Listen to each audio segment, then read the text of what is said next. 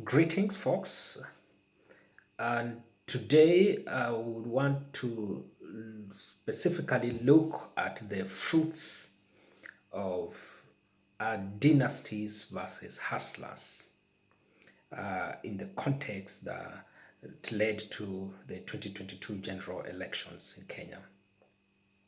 Now, one of the things that politicians are always careful, and of course, this is not limited to politicians, is the aspect of messaging.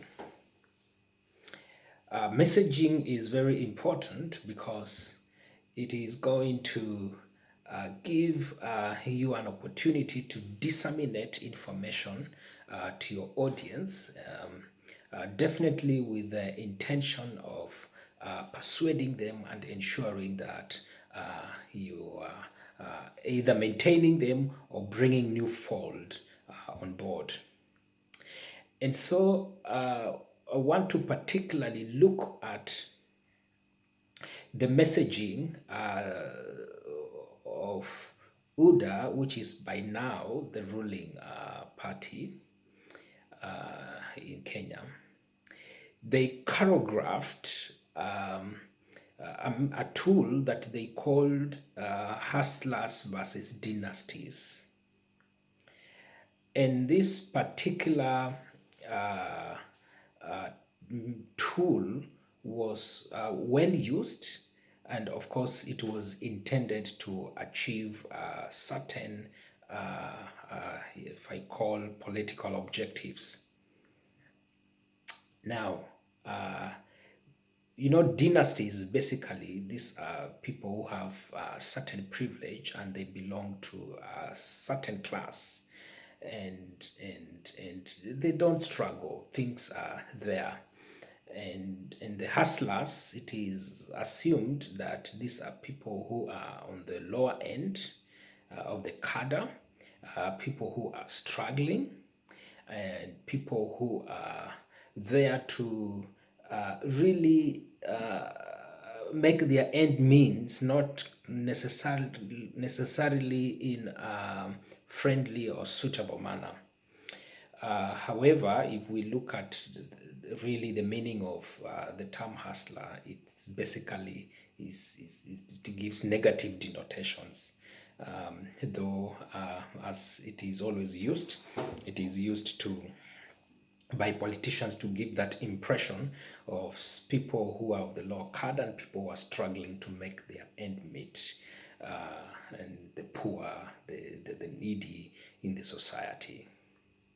Now, let us concentrate on the fruits of this kind of messaging that was developed.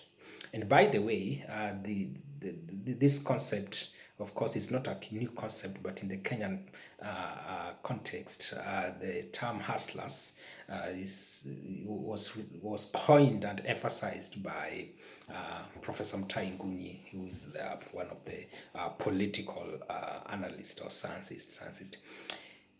So basically, when UDA came up with this concept by then, it caused a lot of havoc because first of all, it created a wedge and conflict between the have and the have not, the rich and the poor.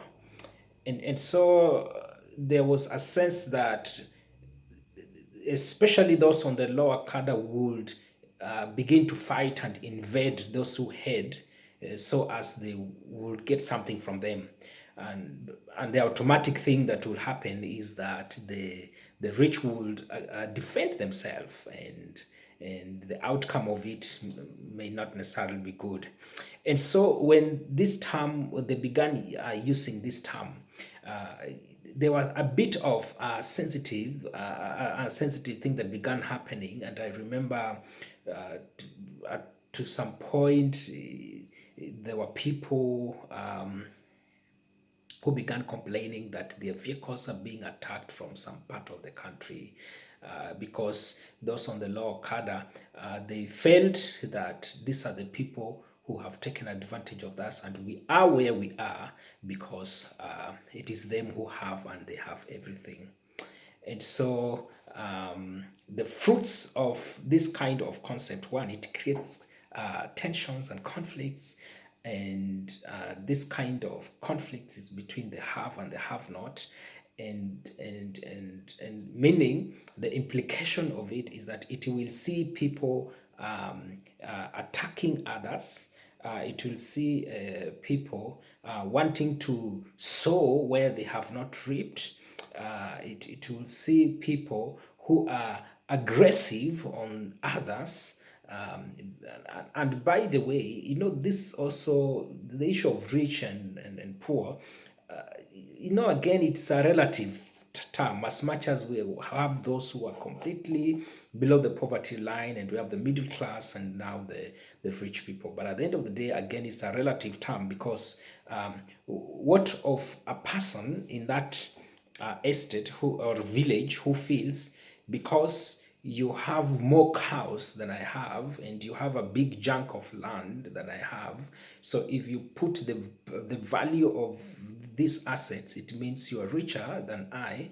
So, and because I am below you, then I have the rights, in the context of Hastlers versus Dynasties implications, to attack you. And that really, in my own view, is something that was a catalyst to begin planting seeds of discord in the country. And so that began when they came up with that term, and it was very evident. And now that they are in leadership, at some point, of course, that term began losing that kind of vigor. But again, they are keen to continue with that kind of messaging. But the implication of it, as I'm saying, they're not really good. Uh, let's look at even what happened the other day when people invaded the land along Northland, belonging to the former president. It's because they feel they have a lot, and they feel they can take part of it. And you see that in itself, it creates disorder in the community, and it creates that attitude and behavior of antagonism, and something that has the potential of wrecking the peace of the country. And that's why I really think the people behind such a kind of things, they need to be very careful and think twice, especially about the bigger picture of the country, Kenya. And so the hustlers versus dynasties, it is not really something that can feed to the positiveness and to the growth of the country, in my own view.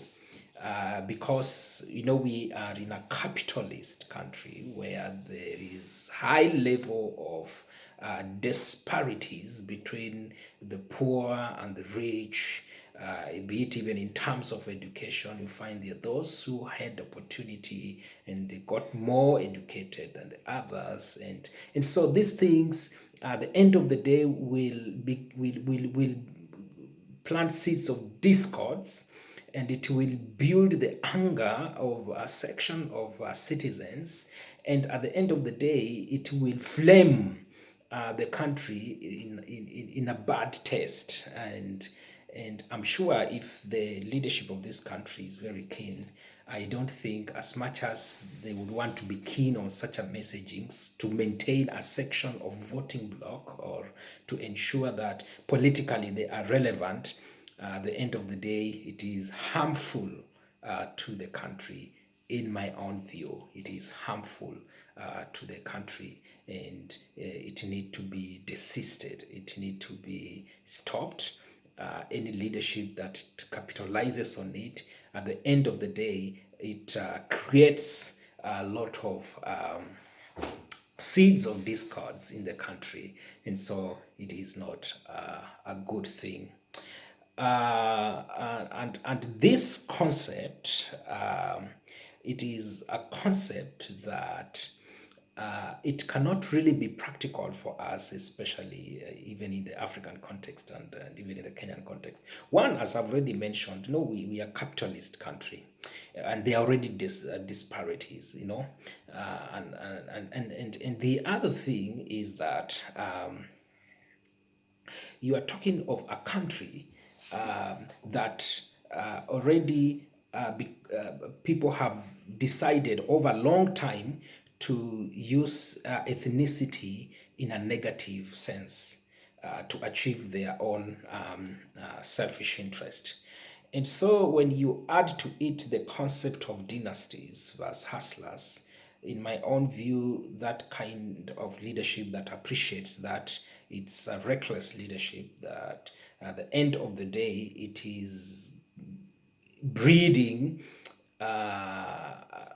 and conflicts even between communities and also tribes, because there are those who will feel a particular tribe has been exposed to certain privileges than the other tribe. Maybe by the virtue that one tribe has been in leadership for long than the other. And so at the end of the day, this concept is doing more harm than good to the country. And any responsible leadership, they need to think twice about it. Not just think about maintaining their supporters and becoming relevant politically.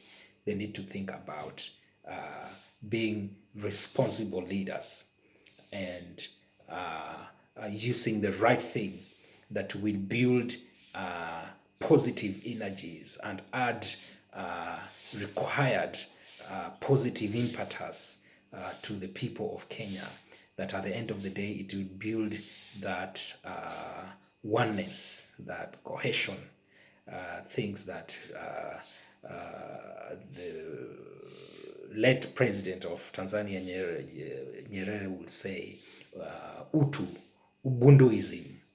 And that is what we need at this stage, because as Africa, as a country, we have external forces that comes in with their own interest, and if they can penetrate and cause you to fight amongst yourself, the better, because it's a concept of divide and rule. So if there are people who can make you to fight, you fight there, but on the other hand, they are busy scooping and taking what belongs to you, what would have improved your lifestyle.